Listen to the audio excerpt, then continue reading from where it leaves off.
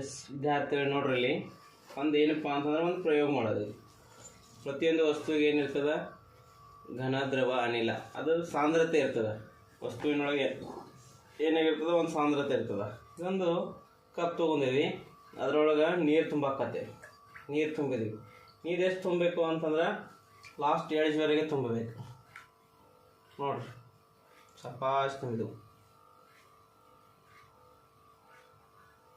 ಇಟ್ಟ ಹಿಡಿಸ್ತದ. ಎಷ್ಟಾಗೈತಿ ಈಗ? ಏಕದಮ್ ಪಕ್ಕ ಫುಲ್ ತುಂಬಿದೆವು ಅದಿಲ್ಲ.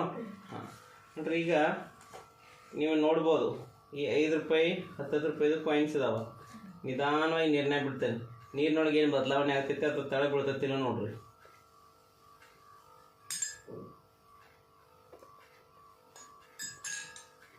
ಬೆಳಕೈತೆ.